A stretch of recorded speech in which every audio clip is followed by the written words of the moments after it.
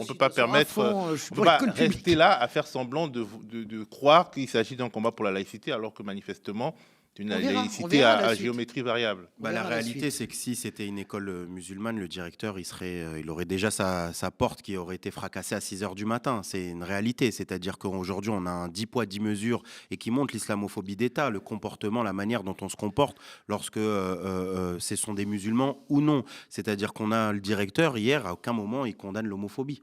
D'accord ? Il dit que c'est pas légal.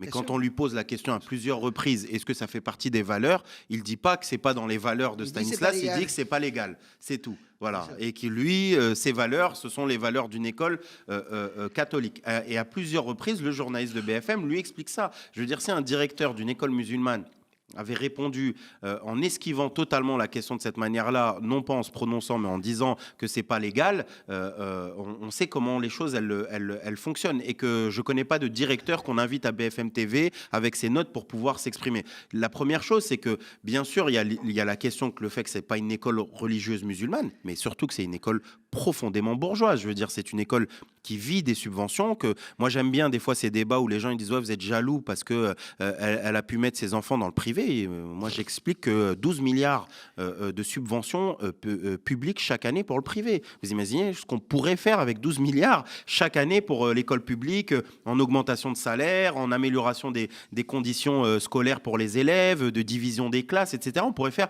énormément de choses. Donc ils vivent déjà de l'argent public, en plus des frais d'inscription qu'ils demandent pour essayer de faire en sorte que ça soit élitiste jusqu'au bout. Mais au final, pour moi, toute cette histoire d'Oudéa Castéra, c'est l'arbre qui cache la forêt en réalité de ce qu'est le macronisme, de ce qu'est cette caste.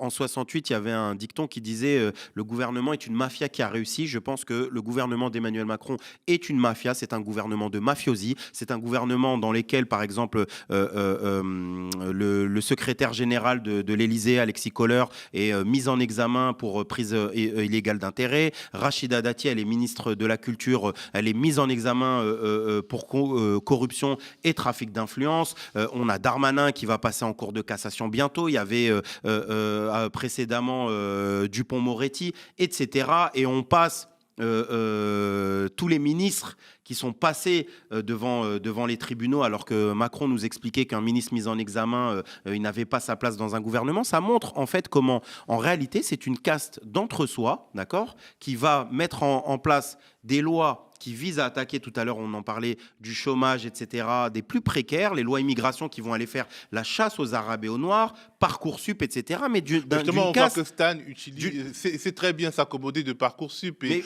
à domestiquer pour le compte. Mais c'est pas que Stanislas qui s'accommode de ça. Ce sont les familles en fait de bourgeois et notamment le problème c'est pas juste de mettre ses enfants, c'est pas juste de mettre ses enfants. Mais si, c'est pas juste de mettre ses enfants dans une école privée. C'est que vous êtes ministre de l'éducation, que vous êtes mis en place pour attaquer encore plus l'éducation alors que vous faites tout l'inverse dans le privé avec vos enfants. Moi, c'est pas ça. Moi, ça me gêne absolument pas. Moi, ça me gêne. Moi, ça me je gêne. m'en fous complètement qu'elle ait mis ses enfants. Moi, ça me gêne qu'on vienne chercher dans mon plumard pour l'infertilité, qu'on vienne chercher la tenue de mes gosses, etc. pour faire semblant qu'il n'y a aucune égalité sociale dans ce pays, alors qu'on sait très bien qu'on peut mettre un polo blanc tous les deux, mais quand il est fils de médecin ou de neurochirurgien et que l'autre il est fils de femme de ménage, mère précaire isolée, c'est pas la même chose. Mais c'est ça qu'ils veulent esquiver. Je vais finir. Elle est là pour ça. Moi,